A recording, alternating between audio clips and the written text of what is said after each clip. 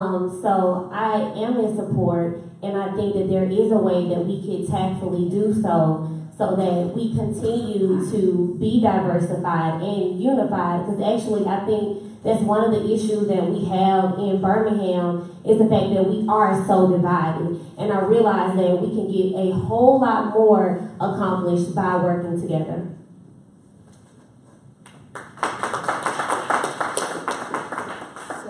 Yes, I do support sanctuary cities. It's very near and dear to my heart because we're having an immigration issue with a family member in Florida. So I take it probably a little personally than anybody else here. But we have to follow the law. To be a city councilor, you are signing on to uphold the law. And I can't, the law is the law. The law is, they like to say the law is blind, it's really not. But yes, as far as that goes, yes, I support it 100%, but we've got to follow the letter of the law in doing so. So to go back to that day when they made that resolution, I believe it was Valerie Abbott that stated the Dillon rule. That was when I first decided to learn about it more, where it says the state has more of an authority over the city than you think it does. The state's limiting a lot of decisions that the city want to make. Now, the city as a whole, or the majority of the city, wants to become a sanctuary city. That's a different story. But when you look at what the state is allowing the city to do, Birmingham can only advocate so far. Now, we can say everybody's equal. We can say we're not going to discriminate, and that's great. We can invite people into the city. We can declare ourselves a sanctuary city. But legally, we are held back by the state, and then we are held back by the federal government. So, no, absolutely not. We shouldn't discriminate from anyone whatsoever. However, we shouldn't be able to lose our federal funding either, and I agree with a lot of what they have said already about we don't want to use our government resources that we have in our police to just stop and frisk people and see, if they're illegal or not. We shouldn't utilize those resources for that because we have a lot that we have to utilize those resources for already. We're already a broken city. We got to fix ourselves. So let's stay within the limits of the law. But at the same time, I think we can advocate on behalf of the majority of citizens and what they want to do in that regard. All right, let's get the next person. One of my main concerns is poverty in the city, and I think poverty relates to everything. It relates to everything in Birmingham. A large majority of people here live in desperate poverty. And a lot of what I've heard today speaks to that you need to know what the power that you have, and you need to know how Birmingham relates to other cities in the country, and how you can use your power in effective ways, specifically in ways that other cities have done that have been effective in the problems that we have. And these problems are very complicated. So what are you doing, and what have you done to prepare yourself on this issue? And I want to hear specifics. I want to hear policy and implementation. Wow. So, if I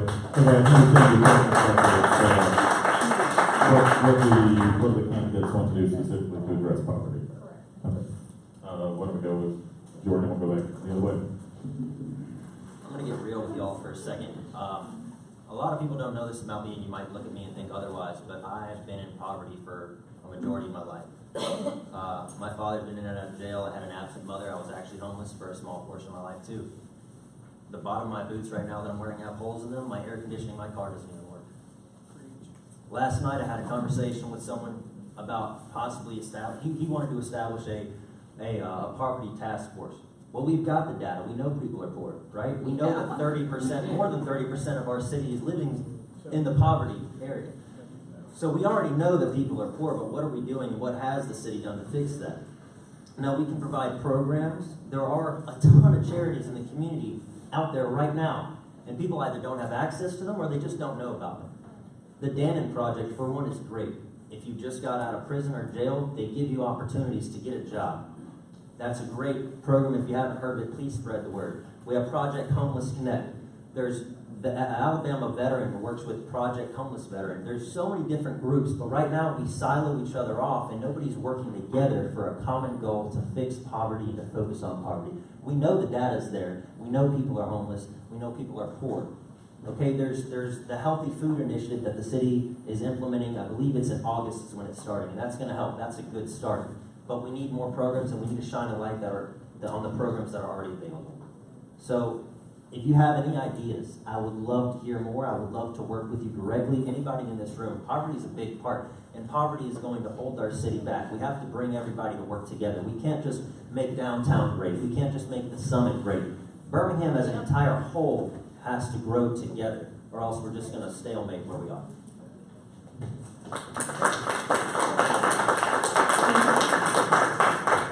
I couldn't agree more. We have more in common than you realize. I'm a survivor of domestic violence, and at one point I was homeless with my daughter.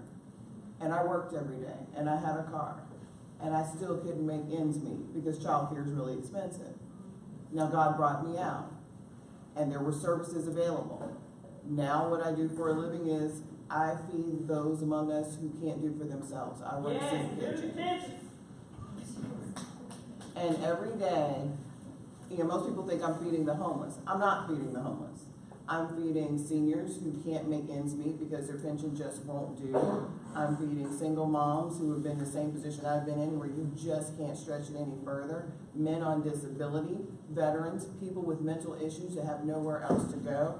And here's the amazing thing about these folks. They want to work. They want value. They spend most of their days invisible. And people walk right by them because they don't know what to do. Let's face it. Poverty, hunger, homelessness. That is why we all go to work every day, and so we do not face that. That is our base fear. So as a counselor, there's not a whole lot I can do, but I can advocate. I can do the best that I can to shine a light on what's going on in my district.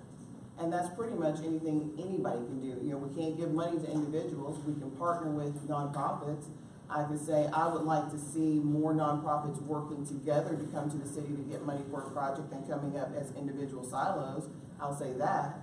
But it's exposure, it's culture. What we think people need is not always what they need. There was a girl in this neighborhood that I kind of took under my wing. I took her to the museum. The child didn't know we had any other museum aside from the Civil Rights Museum. But the thing that amazed her most was the lights at the airport, because that girl has only ever walked anywhere she's ever gone. She's never seen it. So there's a philosophy and a culture that's going to go way beyond just what we can do as a counselor.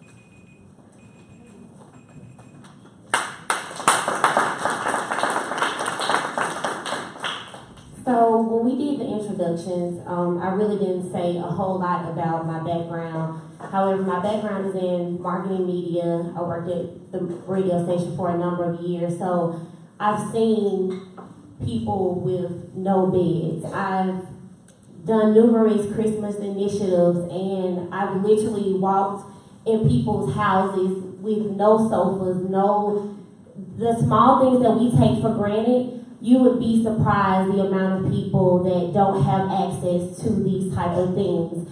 And this is the third year that I'm doing an event called Birmingham Alive. The first year we did it, we expected about 800 people. We had over 3,000 people that showed up. I went to the parking lot, there were only 2 to 3 cars outside. And for me, I realized that there was a much larger issue. So this year, we've made it a point to have resources now available for people so that you can find out how to get jobs, and you can find out information on resume building and really presenting opportunities to people. So when you talk about being in a role as a city councilor, I want to be able to advocate and shed light, as it was mentioned, on a lot of programs that are available for families, so that we can really address this issue and we can address it as a community. I want to thank the young lady for asking that question about poverty. I started off by saying that poverty is one of the systemic problems that we have in our city that we have to address. And it has so many tentacles, and it plays itself out in so many other areas. Like I mentioned, health and poor education and crime and murder and all of that. And so we need to focus some effort on addressing this systemic problem. The things that I've done in my career One of the things that I did back in 2004 was form an organization called Charity in Action. And what we provided was information, just information to people that needed it in order for them to grow and to develop into what they could do and be in life. Things like GED preparation, things like literacy, basic things that we take for granted. Everybody can't read. I was part of the Literacy Council for a number of years. There are a large number of people in our city that cannot read. There are people who do not have their high school education. They cannot go anywhere and be successful in life that way.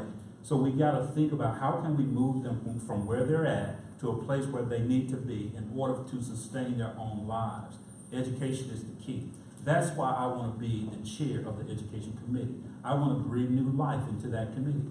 I went to Charlotte Mecklenburg several years ago with the organization Birmingham Education Foundation and saw what they call Parent University, where they have all these different programs that all of these different nonprofits do. They brought them together under one umbrella and made them available to every citizen in that area for free. And they provided stipends to those single moms who could not get their babies taken care of. They get stipends and take their baby to daycare so that they can go to class and get the training that they need. The training took place in barbershops, beauty shops, all over the city. And that has lifted that entire area up. I want to see the same thing here in Birmingham. That will address poverty, but it takes all of us working together.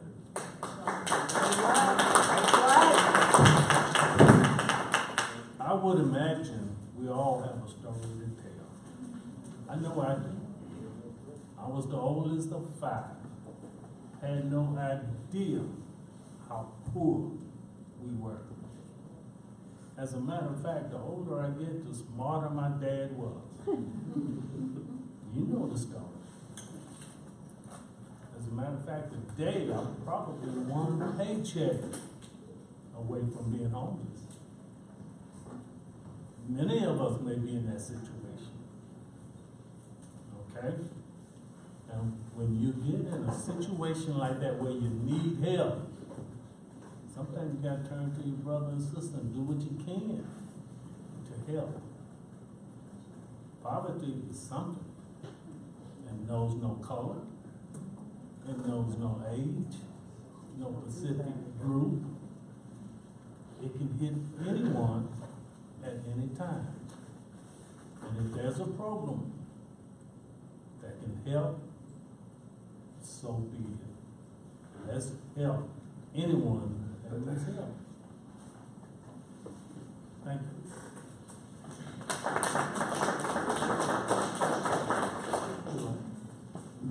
I think that systemic poverty, which is what we have in Birmingham, can be addressed by education and opportunity, specifically for our school children. When our city school children graduate at Birmingham City School, if they are not going to further education, they have very few skills that give them an opportunity to get an affordable paying job. And a lot of them go get minimum wage jobs. But as we all know, you can't survive on minimum wage. That is the working poor. That is poverty. So I think that we need to partner with businesses and industry to have trade schools in our city schools.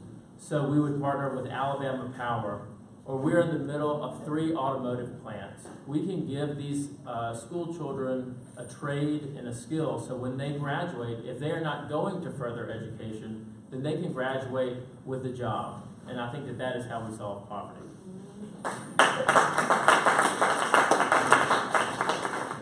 When I think of poverty, a lot of people think of financial poverty. I think of poverty as a mindset sometimes. When I was 14 years old, my dad died, and we went from being well-to-do to poor. I had my entire senior year of high school sleeping on somebody's couch, not knowing when it was time to really get put out. And so I only went to college because that was a stable place for me. Became the first of my 8 siblings to finish college. And it wasn't people pushing me to do it. It was, this is the only option that I had. And so I think that for me, I went to school for social work because I know what I went through, and I know that it takes people, pushing people to do things, good things for people. Sometimes you need an extra push to get you where you need to go. And I think that we've somehow gotten away from taking care of each other. And I think for me, that's one of the reasons why I decided to run, is because I see day in and day out people living in all kind of conditions, all because people like you and I who are doing decent, we're driving by. At no point are we stopping to say, hey, let me push you. You may need some encouragement. Let me help you get to where you need to be. And so I've made a career out of it. I love it. I do it every day, and I couldn't see myself doing anything else. So as far as policy, I'm implementing a lot of policies. My life is a policy. So I do what I got to do, because like I said, it takes all of us doing our part to make sure that each of us is successful.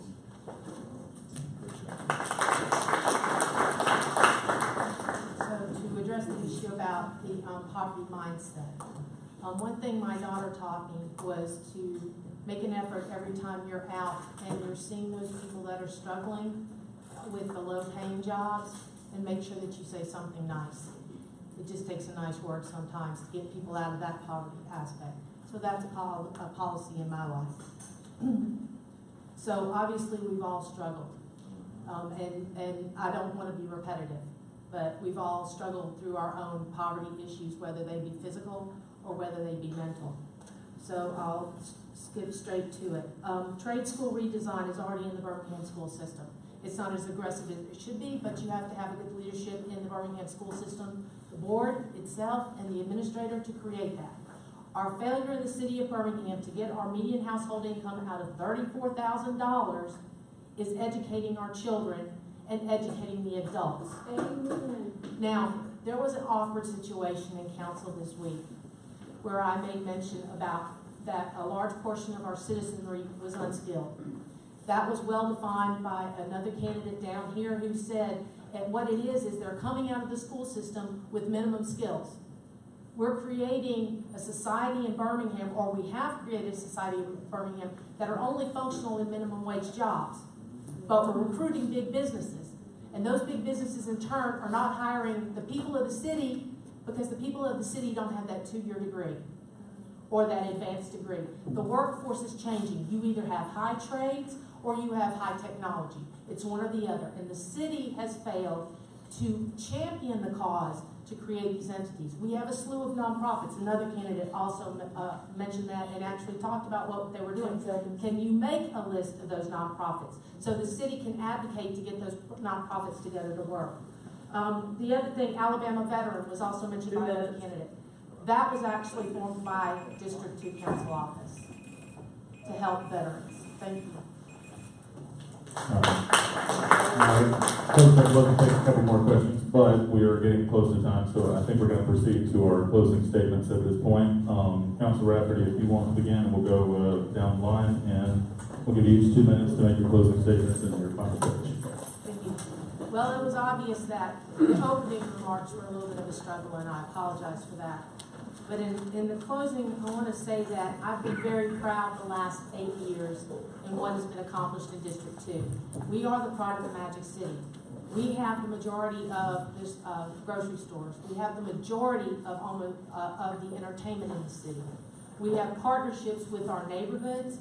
We border 6 other cities. We border Trussville, Leeds, Mountain Brook, Irondale, Hoover, and Vestavia. We're in Shelby County and Jefferson County. We're in 4 of the county commission districts.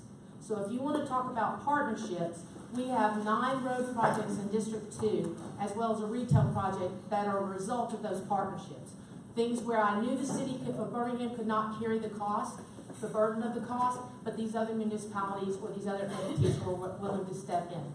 The other proudest, absolutely proudest moment that I have was actually referenced up here about a 233% raise that the legislature just overturned. Do you know who wrote that bill? I promised the people in the city, in District 2, that I would fix the problem that was created by false information that was presented to this councilor when the item was before her on the council. I wrote the bill. I presented it to the council and asked them to correct what they did. What I did is I went to the state and I took the power to give themselves a raise away from them because it was wrong. I did the right thing for the right reasons. That's what I do. I try to do it the best I can. Now, what I need from you on August 22nd is to continue that support, continue that forward movement.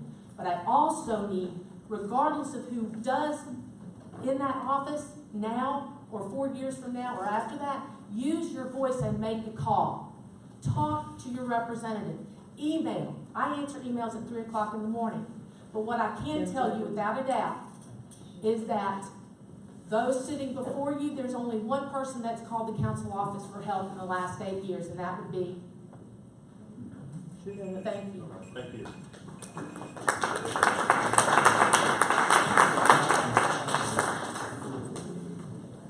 So, like I said, I'm Steven, and for me, like I said, it's going to take all of us doing what we need to do. Everybody's aware of the problems that the city and the district has. My question to you is, what are you willing to do about it? Like I said, when you get back to leadership, it's going to take strong leadership. It's going to take somebody who's willing to do the work, someone that understands people, someone that understands community assessments. So for me, I'm asking you on August 22nd to vote for me, Steven Murphy, Birmingham City Council District 2. You know, I think right now we're at a crossroads in Birmingham. I think Birmingham is poised for greatness. We have our downtown being revitalized. We have a lot of good that's going on in our city.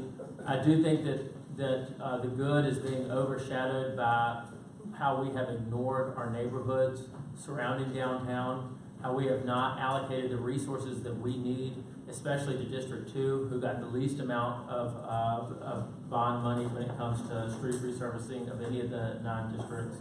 I think that we need to elect somebody who is going to be progressive, going to move us forward, and going to welcome industry, new ideas. And I think that we actually deserve better and can do better than we're doing right now in this district.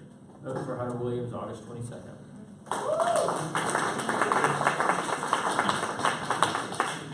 All neighborhoods matter. I want you to understand that. We all need to pitch in and make it work. We know what we need. It's just who will you send to City Hall to represent you that can get things done. From 280 all the way to Huffman. This is District 2. And Tyrone Williams, I'm asking for your vote. And I promise you will not be disappointed. I have a daughter that said, "Dad, why you want to get into that?" And she reminded me, be cautious of the big C word, corruption. And I said, "Daughter, you don't have to worry about that. Not from me. Can't go wrong with Tyrone."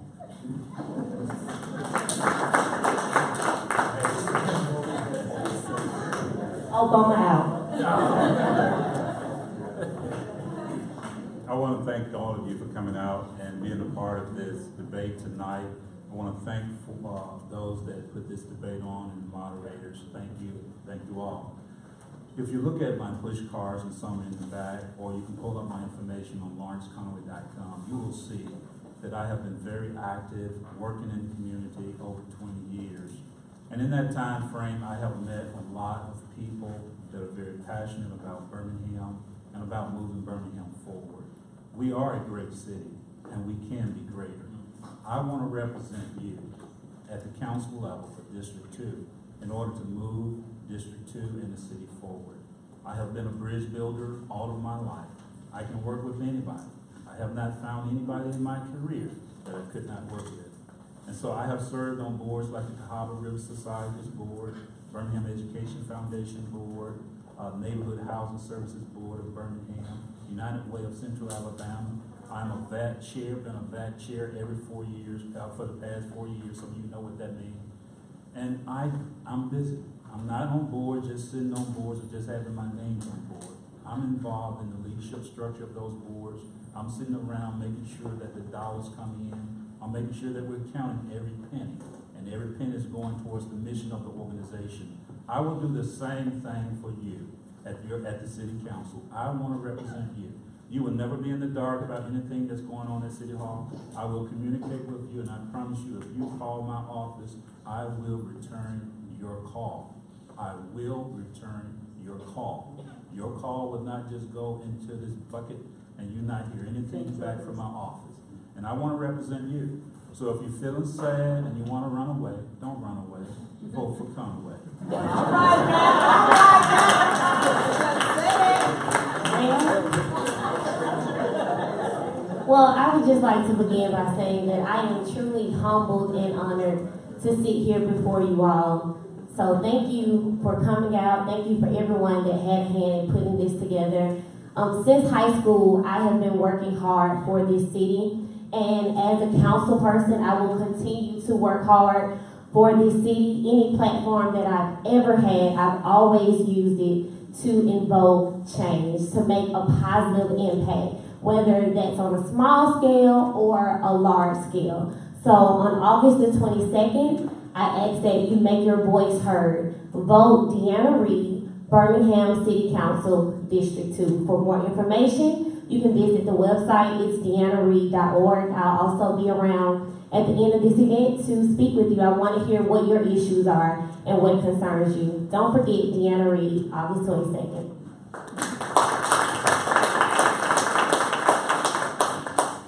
I just want to say, I've heard it said that Birmingham is broken. Birmingham isn't broken. We're in transition, and transitions aren't pretty, but they're necessary. And when you come out on the other side, and I think everyone in this room has had to transition from one thing to the next, but when you come out on the other side, you're stronger and you're better for it, and that's where we're on our road to. I want to be your counselor. I know what it takes. I will hit the job, hit the ground running, because I know everybody. I know where the bathroom is. I don't have to spend the first week trying to figure that out. I've always been here. From the time I decided to make this my home, I have been here. I have pitched in. I have volunteered. I have done more in this neighborhood than I ever have anywhere I've ever lived, because this is my home. This is our home. And I want to clean it up. I want to see that we get what we need. You know, we have to let past disappointments be just that, past. We have a future, and we're going to have to work together to do it. I'm asking for your support. I'm asking for your ideas, and I'm asking for your open mind. Together we can do this. I hope on August 22nd I get the opportunity to earn your trust and your support. August 22nd, vote Kimberly Genty. I know y'all ready to go home, but just from the last guy promise. Thank y'all for being here, and thank you for allowing me to be here. I'm honored to be up here alongside all these candidates. All of us I know have put a lot of footwork into this, knocking on doors, registering voters. It's hard work, y'all. But I want to let you know that this isn't just campaigning for election season with me. After I win this election, y'all vote me in, I'm going to continue to campaign and knock on your doors and get to know you all better. I would love to meet you personally. You can all have my phone number. It's 205-578-1831. You can call me anytime. I will be awake and I will answer your call. All right? Now, I want to focus on education and opportunity, accessibility, and unification. Those are my big three, because I think everything in Birmingham growth stems from those three. I think leadership is action, not position. We can't just say we're going to do things. We have to be proactive about them and do them. I'm a law school graduate. I went to the University of Alabama and I got a degree in political science with a minor in civic engagement and leadership. This is up my alley. I've been in the military for 8 years as an officer. I feel like communicating with people is one of the most important things you can do as an elected official. Being an advocate on their behalf and speaking as they need you to speak. Being their hands in the government to make things happen, make positive change happen, just as some of these candidates already said. Been meeting with the Citizens Advisory Board, neighborhood association meetings, been on radio shows. I've already talked to a local radio station that says they'd love to host me every week to have a community outreach discussion. You guys can call me anytime. Like I said, you can email me. We've got to address the potholes. We've got to address the sidewalks that are broken, get better lighting. We've got to get business incentives to hire those that are...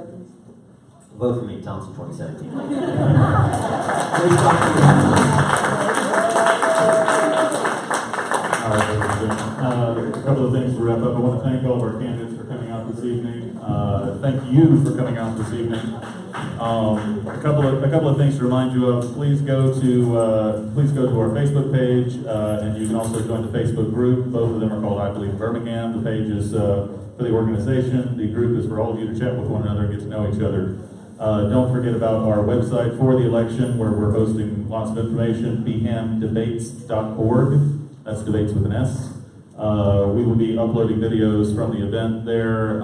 We were also, the questions that we didn't get to this evening and additional questions we're going to forward to candidates, and we're going to be asking them to submit responses, either written or hopefully in video response, so that you can watch them on the internet, and we'll be posting all that to the various pages and to the website. Wanted to remind you there are some voter registration forms back there for those of you who may not be registered yet, although I have the feeling that probably most of you in this room are. If you know people who live around you who are not registered, please take them one. Our turnout in the city election last time was abysmal across the city. We averaged about 1 in 5 registered voters to actually cast a vote. We've got to do better than that. Get out to your friends and neighbors and tell them that they need to go and vote.